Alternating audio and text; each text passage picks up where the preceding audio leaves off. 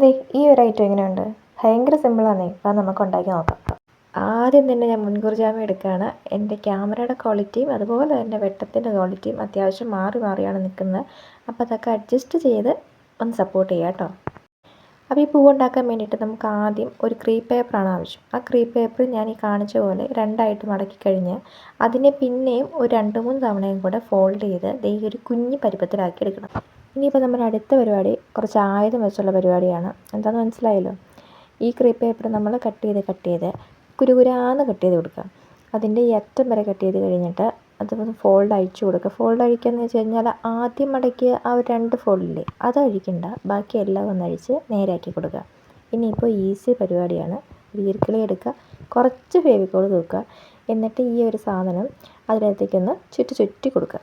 പിന്നെ ചുറ്റി കൊടുക്കുമ്പോൾ പ്രത്യേകം ശ്രദ്ധിക്കണം, നമ്മൾ ആ വെട്ടി ഇട്ട ഒരു ഭാഗമില്ലേ ആ ഭാഗം മേളിലേക്ക് വേണം നിൽക്കാൻ. ഞാനിത് ഉണ്ടാക്കും മുന്നേ ഇന്നലെ ഇതൊന്നും ഉണ്ടാക്കി ട്രയൽ ചെയ്തായിരുന്നു. ട്രയൽ ചെയ്തപ്പോൾ എൻ്റെ മന്ദബുദ്ധിത്തരമാണ്, ഇത് നേരെ തലകീഴായിട്ട് ഒട്ടിച്ചു കൊടുത്തു. അപ്പോൾ നല്ല വൃത്തികേടുണ്ടായിരുന്നു. അത് കഴിഞ്ഞ് ഇത് ഇട്ടിട്ട് പോകാമെന്ന് വിചാരിച്ചിരുന്ന് കഴിഞ്ഞിട്ട് പിന്നെയും സെറ്റാക്കി എടുത്തപ്പോഴത്തേക്കും ഇങ്ങനെ കിട്ടി.